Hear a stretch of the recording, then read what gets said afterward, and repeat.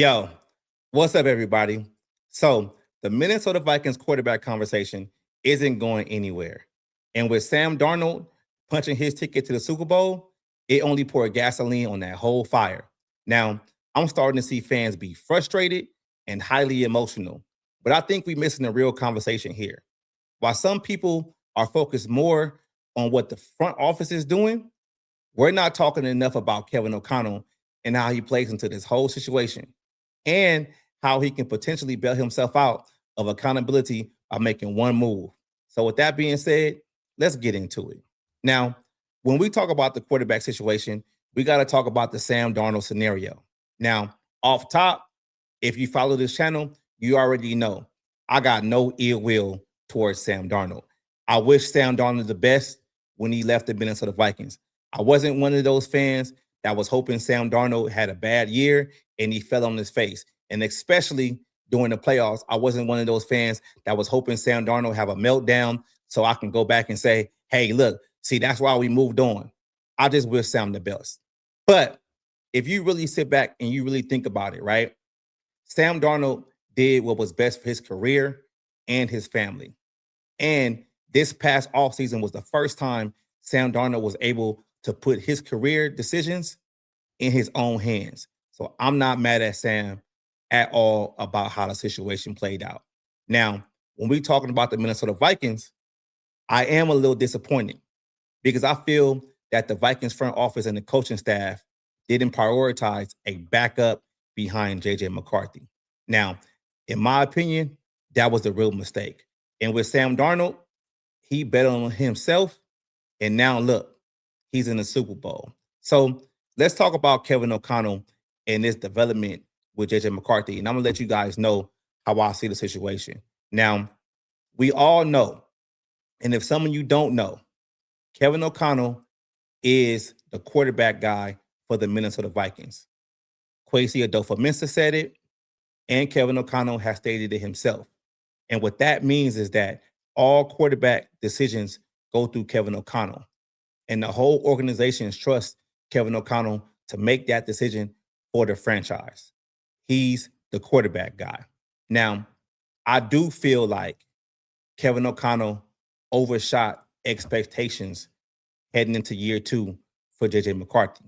Because in my opinion, this is my opinion, I feel that this past offseason, they didn't do enough to develop McCarthy and put him in situations so he could succeed. And if you really rewind it back to beginning of the season, maybe like week 2, there was a lot of talk about JJ McCarthy's mechanics, his throwing accuracy, and his overall decision making as a quarterback. And for me, that let me know that why are we having this conversation right now when that's something that you guys should have been talking about and working the kinks out during this whole offseason? I mean, that's just how I see it. Now, this ain't really about, me seeing McCarthy as, the franchise right now, because it's still led to be seen if he can stay healthy. And that's another situation we got to talk about too. That's going to be on another video. We're going to talk about his injury history a little bit later. But when it's concerning his development, I think they overshot it. And I think they didn't actually put in the work, and they were trying to do more during the season to get things going in the right direction. And I feel that's the reason why they fell short of expectations. And when you're developing a young quarterback, you have to do what's best to put him in situations to succeed by running the ball more, by basically, not calling so many down the field pass plays, by basically having some kind of, quick game. I feel like Kevin O'Connell didn't do that. And he only changed it up basically like week 13 when the season was basically already lost. So when we're talking about the development for McCarthy, I'll put that solely on Kevin O'Connell, because just like I told y'all, he is the quarterback guy for the Minnesota Vikings. So he has to have accountability for what happened with JJ McCarthy. Now, we don't know what's going to happen with McCarthy this offseason, but this is the bailout scenario that can happen for Kevin O'Connell. Now, There's a lot of talk out there about the Vikings bringing in a veteran quarterback. I'm with it. Bring in a veteran quarterback. But when you start hearing the press conferences and you hear, what's being reported by the beat writers from the team, they're probably going to bring in a veteran quarterback to start day one over McCarthy. And that changes the narrative from, hey, we're going to bring in a vet that can basically compete.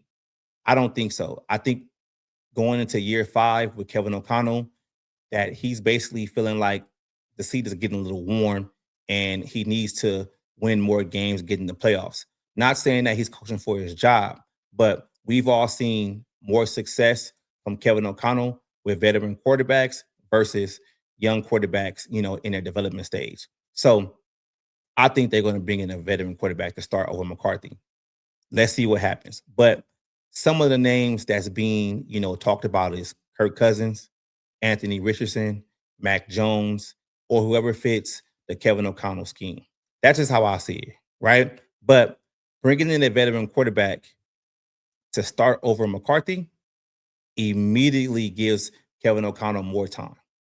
And this is what I mean by more time. That would shift majority of the focus away from McCarthy, and it would just be about, hey, we got to win games. And in a nutshell, McCarthy's development will be stagnant again because we all know we follow football, we follow sports. The best way for you to learn in these professional leagues is for you to actually play, right?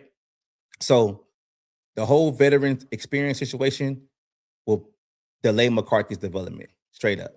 That's just how it would go. But you got to think about it like this, though, right? If you bring in a quarterback to start over McCarthy, you will basically have short-term stability, but you're going to have long-term problems. And this is what I mean by that. That, okay, let's say you bring in a Kirk Cousins, or let's just use the name Mac Jones. Let's say you bring in a Mac Jones, you trade for Mac Jones, third round pick, whatever the Niners, accept, right? You bring him in, starts day one. McCarthy's the backup. Now, whatever happens, during that season, let's say the Vikings hopefully make the playoffs, lose a game again. What happens after that? Like, what happens after that?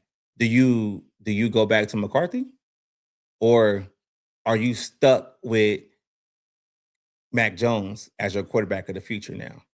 And I just look at it as a different scenario. It's like you can't do that, and it'll be this team having the same quarterback cycle over and over again.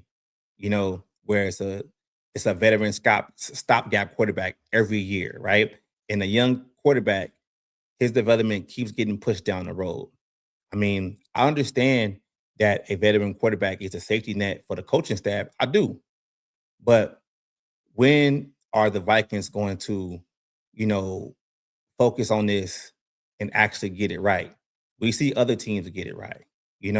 Look at Drake May. He's in his second year and he's playing in the Super Bowl in the next couple of weeks.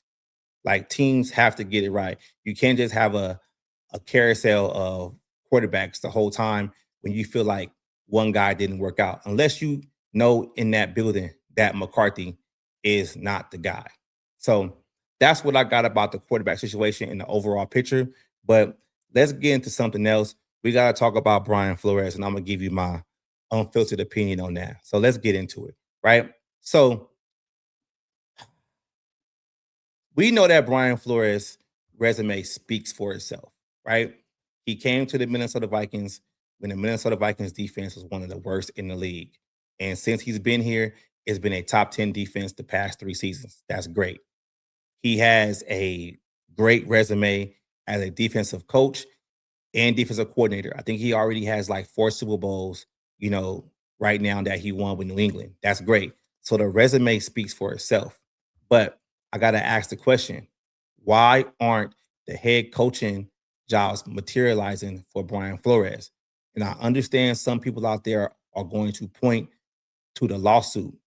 I think the lawsuit has, been a big factor with him getting the job, but I don't think it's the only factor. I think once they get over the hurdle of the lawsuit and they see, what's on that paperwork, I think the real issue with Brian Flores is the personality and how he's being perceived throughout the league. Now, We saw that Mike Pitton, went on the podcast and basically expressed that him and Brian Flores didn't really see eye to eye. And he spent this past season, working with the offense a whole lot more.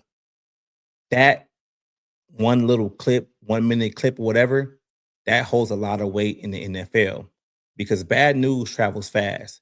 And if there's, you know, coaches talking with each other about how Brian Flores is hard to work with, do you think owners are going to extend their hand and want to bring Brian Flores in and give him the opportunity of being the head coach of their team if they feel that other coaches are not going to be able to work well with him?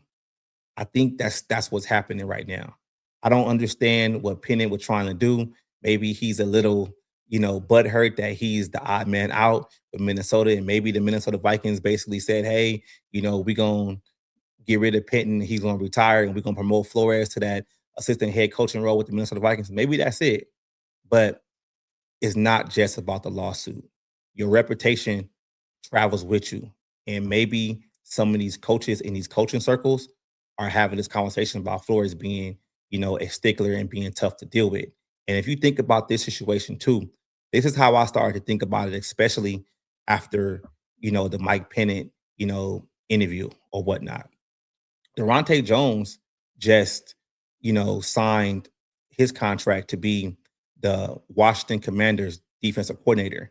And what's interesting about that situation is that the Washington Commanders initially interviewed Brian Flores for that same position. Now, we don't need to get into the contract talk or, was Brian Flores just doing that interview to kind of, jack the price up for the Minnesota Vikings? That could be true. But I think about it like this, though. A lot of the coaches under Brian Flores are getting interviews, right? They, seem to be well touted on that defense. So this defense is like, hey, everybody wants a piece of it, right? But what if this happened?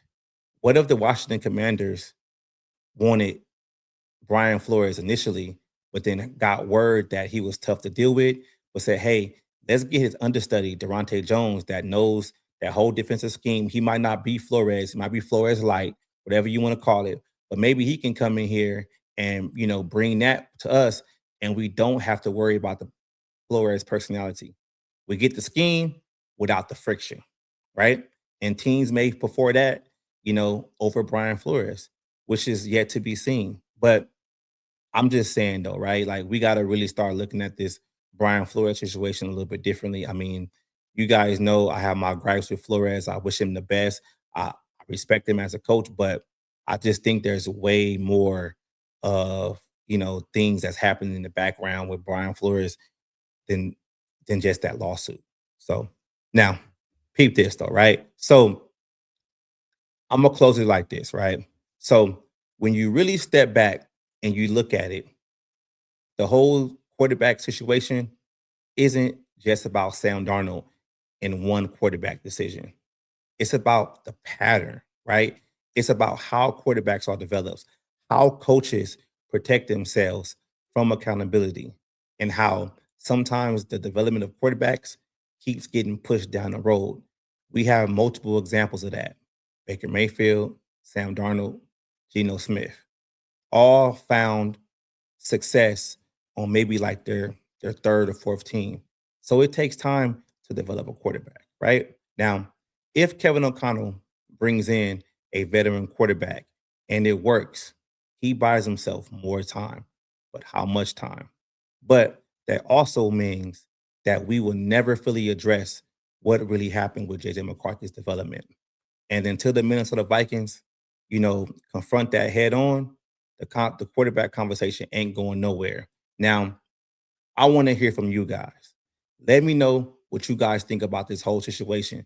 Do you think that bringing in a quarterback to start day one over McCarthy is the right move? Do you feel that, a quarterback competition is best? Do you feel like the Vikings should focus all their energy on developing McCarthy and making sure that he takes the next steps next season? And about Flores, do you think that Brian Flores' personality is keeping him from getting the head coaching job? Y'all let me know. But I'm gonna end it like this. Skol.